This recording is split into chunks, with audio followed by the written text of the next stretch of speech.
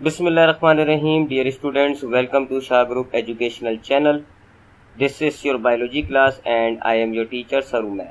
Students, bio में chapter number 5 जिसका नाम है रिप्रोडक्शन, और आज के लेक्चर में इस चैप्टर का जो टॉपिक हम डिस्कस करेंगे वो है some common asexual method in animals, यानी एनिमल्स के अंदर पाए जाने वाले कुछ एसेक्सुअल मेथड को आज के लेक्चर में डिस्कस करेंगे।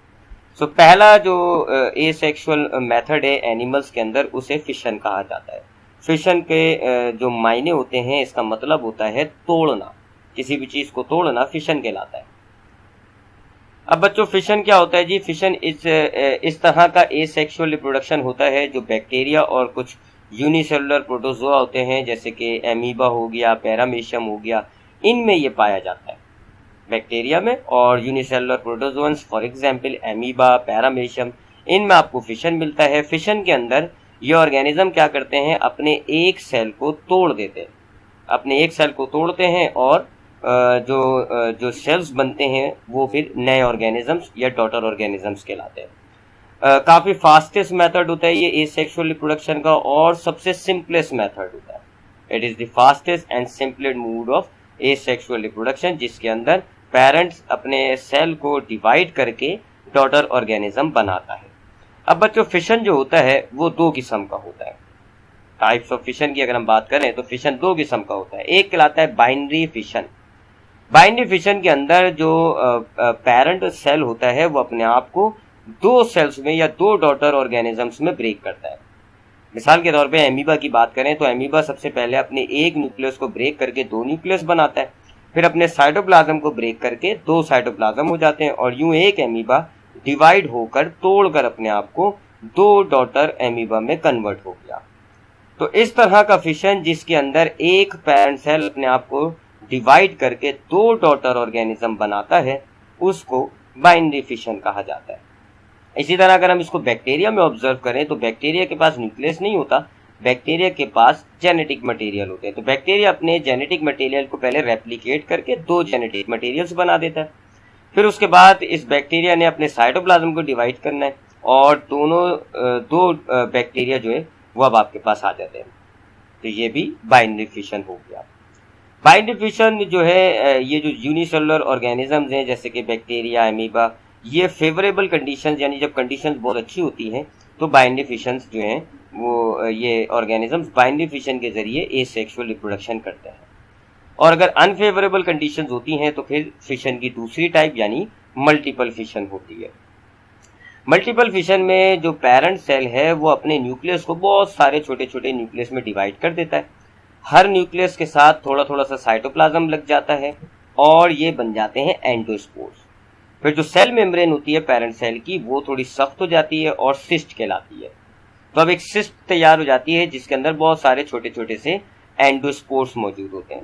ये सारा काम अनफेवरेबल कंडीशंस में हो रहा होता है। जब कंडीशंस अनफेवरेबल होती हैं तब ये मल्टीपल फिशन होता है, और जो सेल मेम्ब्रेन है वो सिस्ट में कन्वर्ट हो गई और अंदर जो है वो बहुत सारे छोटे छोटे एंडोस्पोर्स बन गए। फिर जैसे ही वापस फेवरेबल कंडीशंस आती हैं तो ये सिस्ट ब्रेक होती है, ये सारे एंडोस्पोर्स रिलीज हो जाते हैं, और ये सारे एंडोस्पोर्स जो हैं वो अब ग्रोथ करके छोटे छोटे ऑर्गेनिजम्स बन जाते हैं। तो ये कहलाती है मल्टीपल फिशन, जिसके अंदर एक पेरेंट ऑर्गेनिज्म ने अपने आप को बहुत सारे डॉटर ऑर्गेनिजम्स में ब्रेक किया है, और ये वाला जो फिशन होता है ये अनफेवरेबल कंडीशंस में होता है। उसके बाद बच्चों, एनिमल में जो दूसरा टाइप का एसेक्सुअल रिप्रोडक्शन होता है उसको बडिंग कहा जाता है। बडिंग जो है वो आपको एक यूनिसेलुलर फंगस होता है जिसको हम कहते हैं यीस्ट, उसमें आपको बडिंग मिलता है। इसके अलावा कुछ लोअर एनिमल्स होते हैं जैसे कि हाइड्रा वगैरह, इनमें भी आपको बडिंग मिलता है।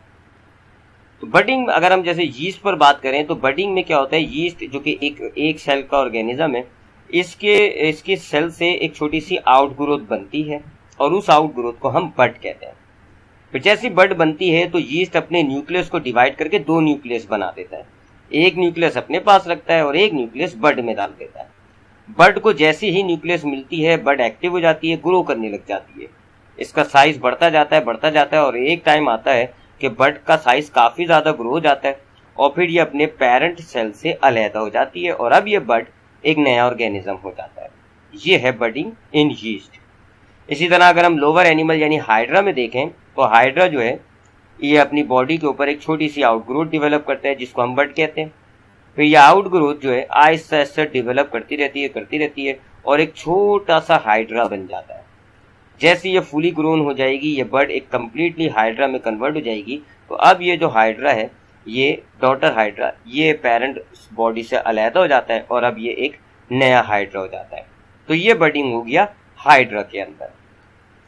उसके बाद बच्चों एनिमल में जो तीसरी तरह का एसेक्सुअल रिप्रोडक्शन होता है उसको हम फ्रेगमेंटेशन कहते हैं। फ्रेगमेंटेशन क्या होता है बच्चों? फ्रेगमेंटेशन के लिए जो ये आपको लोअर मल्टीसेलुलर एनिमल्स में मिलती है। मिसाल के तौर पे जो है स्टार फिश हो जाती है, प्लेनेरिया हो जाती है। इसके लिए ये ऑर्गेनिजम्स जो हैं वो एक प्रॉपर्टी का इस्तेमाल करते हैं जिसको कहा जाता है रीजनरेशन। पहले जरा रीजनरेशन समझ लेते हैं। रीजनरेशन क्या होता है? देखें बच्चों, एनिमल्स के अंदर एक एबिलिटी होती है कि वो अपने लॉस पार्ट को दोबारा डिवेलप कर लेते हैं। कोई पार्ट, कोई सेल, कोई टिश्यू अगर ख़त्म हो गया, लॉस्ट हो गया, तो एनिमल्स उसको दोबारा ग्रो कर लेते हैं। जैसे हम ह्यूमंस के अंदर देखते हैं कि हमारे चोट लगती है, हमारी खाल जो है वो कट जाती है, टूट जाती है, गायब हो जाती है वहाँ से। तो जैसे हमारे कोई चोट लगती है और हमारी खाल लॉस हो जाती है तो हम क्या देखते हैं, एक दो दिन बाद हमारी वो लॉस पार्ट यानी जो खाल का टुकड़ा था, जो खाल का टिश्यू था, वो दोबारा डिवेलप हो जाता है। इसी तरह लिजर्ड जो होती हैं, ये अपने जब इनको ख़तरा महसूस होता है तो ये अपनी जो इनके टेल होती है ये उसको लॉस कर देती है और फिर एक दो दिन बाद ये दोबारा अपनी टेल को डिवेलप कर देती है। ये एबिलिटी के लॉस पार्ट वापस डिवेलप हो रहा है, इसे रीजनरेशन कहा जाता है। अब कुछ ऑर्गेनिजम्स के अंदर रीजनरेशन जो है वो सिर्फ सेल्स या टिश्यू लेवल के अंदर तक है, यानी कि इंसानों में बस ये ज़्यादा नहीं होती है। इंसानों में रीजनरेशन सिर्फ सेल्स और टिश्यू में है। हम अपने टिश्यू को दोबारा डिवेलप कर सकते हैं लेकिन ऑर्गन लेवल तक हमारे ऑर्गन में ये एबिलिटी नहीं होती। हम अपने ऑर्गन्स को दोबारा डेवलप नहीं कर सकते। बट कुछ ऑर्गेनिज्म मिसाल के तौर पे liver fluke, planaria, starfish, nematodes, इनमें ये रीजनरेशन की एबिलिटी बहुत ज़्यादा है। इतनी ज़्यादा है कि ये अपनी बॉडी के एक पार्ट को तोड़ के अलहदा करते हैं। अब जो इन्होंने बॉडी का पार्ट तोड़ा है तो वो वापस डिवेलप हो जाएगा और जो इनका लॉस पार्ट था ना, उससे भी एक नया ऑर्गेनिज्म बन जाएगा। जैसे इस पहली डायग्राम में आपको नजर आ रहा है कि एक स्टार फिश है, इसने अपनी बॉडी को दो हिस्सों में डिवाइड कर दिया। अब दोनों हिस्सों ने अपने जो रिमेनिंग बॉडी पार्ट्स थे उन्हें रीजनरेट कर लिया और अब आपके पास एक स्टार फिश से दो स्टार फिश हो गई। इसी तरह जो दूसरी डायग्राम है ये प्लेनेरिया की है। प्लेनेरिया जो है एक फ्रेश वाटर का ऑर्गेनिज्म होता है। ये क्या करता है, अपनी बॉडी को बीच में से तोड़ देता है। अब ये इसकी बॉडी दो हिस्सों में डिवाइड हो गई। अब ये जो दोनों हिस्से हैं ये अपनी बॉडी को दोबारा रीजनरेट करके कंप्लीट कर लेंगे और आपके पास दो प्लेनेरिया हो जाएंगे। ये कहलाती है फ्रेगमेंटेशन, जिसके अंदर कुछ ऑर्गेनिज्म अपनी रीजनरेशन की एबिलिटी का इस्तेमाल करके अपने बॉडी के पार्ट्स करते हैं और उन पार्ट से एक नया ऑर्गेनिज्म बना लेते हैं। ये कहलाता है फ्रेगमेंटेशन। तो ये था बच्चों कुछ ए सेलुलर मेथड जो एनिमल्स में पाए जाते हैं। अब आते हैं आज के लेक्चर के सेक्शन ए यानी एमसीक्यूज की तरफ। फर्स्ट एमसीक्यूज है फ्रेगमेंटेशन इन्वॉल्व। ये जो आपने आखिरी मेथड पढ़ा, ये सेक्सुअल मेथड फ्रेगमेंटेशन, इसमें क्या चीज इन्वॉल्व होती है? फिशन, रीजनरेशन, बडिंग या नन ऑफ दिस। तो हमने बताया आपको कि जो ये जो फ्रेगमेंटेशन होता है इसमें ऑर्गेनिज्म अपनी रीजनरेशन की एबिलिटी का इस्तेमाल करते हैं। तो fragmentation involve regeneration. During unfavourable conditions amoeba reproduce by. अब एमीबा एक यूनिसेलुलर प्रोटोजोआ होता है। मैंने आपको बताया आज के लेक्चर में कि ये जो यूनिसेलुलर प्रोटोजोअन्स होते हैं, ये जो यूनिसेलुलर प्रोटोजोआ होते हैं, ये फिशन के जरिए एसेक्सुअली रिप्रोड्यूस करते हैं। फिशन, अब फिशन दो किस्म का होता है, एक बाइनरी होता है और एक मल्टीपल होता है। बाइनरी में ये जो एमीबा होगा ये अपने आप को दो एमीबा में डिवाइड कर देगा और मल्टीपल फिशन में एमीबा जो है अपने आप को बहुत सारे एमीबा में डिवाइड कर देता है। अब अगर फेवरेबल कंडीशंस होती हैं तो एमीबा बाइनरी फिशन करता है और अनफेवरेबल कंडीशंस होती हैं, जैसे कि एमसीक्यूज में पूछा जा रहा है कि अनफेवरेबल कंडीशंस में एनिमल रिप्रोड्यूस करता है मल्टीपल फिशन के जरिए। During favourable conditions amoeba reproduce by. अब वही एमसीक्यूज आ गया थोड़ा चेंज होके कि एमीबा फेवरेबल कंडीशन में किस तरीके से रिप्रोड्यूस करता है। तो इसका करेक्ट आंसर है फेवरेबल कंडीशन में एमीबा रिप्रोड्यूस करता है बाइनरी फिशन के जरिए। It is the fastest and simplest mole of asexual reproduction. आपने एसेक्सुअल रिप्रोडक्शन में बहुत सारे अभी मेथड पढ़े, फिशन पढ़ा, उसके बाद आपने बडिंग पढ़ा, फ्रेगमेंटेशन पढ़ा, तो इसमें से फास्टेस्ट और सिंपलेस्ट मोड कौन सा है? सो एसेक्सुअल रिप्रोडक्शन का सबसे फास्टेस्ट और सिंपलेस्ट मोड जो होता है वो फिशन होता है। तो करेक्ट आंसर हो जाएगा इसका fission. In this type of asexual reproduction an outgrowth called bud is form on the parent body. किस तरह की कौन सी टाइप होती है एसेक्सुअल रिप्रोडक्शन की, जिसके अंदर पेरेंट बॉडी के ऊपर एक छोटी सी आउटग्रोथ डेवलप होती है जिसको बड कहा जाता है, और फिर यह बड डेवलप करके एक नया ऑर्गेनिज्म बन जाती है। तो बच्चों जिस एसेक्सुअल रिप्रोडक्शन में बड बनती है पेरेंट बॉडी पर उसे बडिंग कहा जाता है। The capability of an organism to regrow its lost part is called. Living organisms के अंदर ये एबिलिटी कि वो अपने लॉस्ट पार्ट को दोबारा ग्रो कर लें, ये क्या कहलाती है? फिशन, रीजनरेशन, बडिंग या नन ऑफ दीज।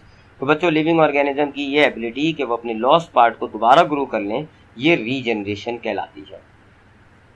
अब आते हैं आज के लेक्चर के सेक्शन सी यानी कि डिटेल क्वेश्चन और उसके आंसर की तरफ। तो आज के लेक्चर से एक बड़ा इंपॉर्टेंट डिटेल क्वेश्चन बनता है, define different modes of asexual reproduction in animals. यानी एनिमल्स के अंदर एसेक्सुअल रिप्रोडक्शन के जो डिफरेंट टाइप्स होती हैं, डिफरेंट मूड्स होते हैं, उन्हें आपने डिफाइन करना है। तो आज के लेक्चर में हमने 3 पढ़े, फिशन, बडिंग और फ्रेगमेंटेशन। तो तीनों को हमने डिफाइन करना है। फिशन को हम दोनों टाइप्स इसकी डिफाइन करेंगे। तो ये आपके सामने फिशन लिखा हुआ है और उसकी 2 टाइप्स हैं। फिशन में आपने लिखा है it is the fastest and simplest mole of asexual reproduction in which parent divide into daughter organisms, thereby losing its existence. There are 2 types of fission. Binary fission. In binary fission, a parent organism divide into 2 daughter organisms during favorable conditions. फिर आपने बताया कि bacteria किस तरह करता है। First genetic material replicate, यानी prokaryotes के अंदर जेनेटिक मटेरियल रेप्लिकेट होता है और न्यूक्लियस डिवाइड इन यूकैरियोट्स, और अगर यूकैरियोटिक ऑर्गेनिज्म है तो उसमें न्यूक्लियस डिवाइड हो जाएगा। Then the cytoplasm of parent body divide by forming constriction which deepens from outside to inside, forming 2 daughter organisms, for example amoeba bacteria. Multiple fission बताया आपने। In multiple fission a parent organism divide into many small sized daughter organisms during unfavorable condition. Parent organism becomes spherical and develop an outer hard wall called cyst. Inside it the nucleus divides repeatedly, forming many nuclei. Each nucleus covers itself with a portion of cytoplasm. During favorable conditions, the cyst rupture and many daughter organisms release. For example, amoeba. फिर आपने asexual reproduction में जो दूसरा mood है budding, उसको define किया। In this type of asexual reproduction, an outgrowth called bud is formed on the parent body. After some growth, it gets detached from the parent. In this way, a new organism is formed. Example आपने hydra डाल दी। Fragmentation आपने लिखा in this method the parent organism divide into many pieces और fragments and each piece develop into a complete new individual. Fragmentation involve regeneration which is the capability of an organism to regrow its lost part. For example आपने planaria और starfish बता दिया। और ये एक और type है जी, पार्थिनोजेनेसिस। ये क्या होता है ये भी मैं आपको एक्सप्लेन कर देता हूँ। पार्थिनोजेनेसिस क्या है कि हमने बात की हुई है कि जो सेक्सुअल रिप्रोडक्शन होता है उसमें मेल गैमेट होता है, फीमेल गैमेट होता है, ये दोनों आपस में फ्यूज हो जाते हैं, जाइगोट बनता है और फिर जाइगोट डेवलप होके एक नया ऑर्गेनिज्म बनता है। तो ये तो कहलाता है सेक्सुअल रिप्रोडक्शन। लेकिन कुछ ऑर्गेनिजम्स ऐसे होते हैं कि जिनके अंदर जिनकी फीमेल जो है वो अपने फीमेल गैमेट को बिना फर्टिलाइज के ही ग्रो करना शुरू कर देती है। ठीक है, यानी कि जो फीमेल गैमेट होता है, एग जो होता है, जिसको एग भी कहते हैं, ओवम भी कहते हैं, फीमेल गैमेट भी कहते हैं, ये फर्टिलाइज नहीं हुआ और ग्रो करने लग गया। क्योंकि अगर फर्टिलाइज हो जाता तो ये सेक्सुअल रिप्रोडक्शन हो जाता। मिसाल के तौर पे हनी बी के अंदर फीमेल जो क्वीन होती है वो अपने फीमेल गैमेट्स को बिना फर्टिलाइज के ही ग्रो करना शुरू कर देती है और वो ग्रो करके एक ऑर्गेनिज्म बन जाता है। तो ये जो होता है जिसमें female gamete without fertilisation develop करके एक नया ऑर्गेनिज्म बन जाए, इसे कहते हैं parthenogenesis. The process of developing egg or ovum into a new individual without fertilization is called parthenogenesis. और अगर फर्टिलाइजेशन हो जाती, इस फीमेल गैमेट के साथ मेल गैमेट फ्यूज हो जाता, तो फिर यह सेक्सुअल रिप्रोडक्शन हो जाता। It occurs in many sexually reproducing animals, but the offspring is sexually sterile, for example, honeybee. So ये था आज का lecture about the different moods of asexual reproduction in animals. इंशाल्लाह नेक्स्ट क्लास में आगे के लेक्चर्स पर बात करेंगे। ख्याल रखिएगा अपना। अल्लाह हाफिज।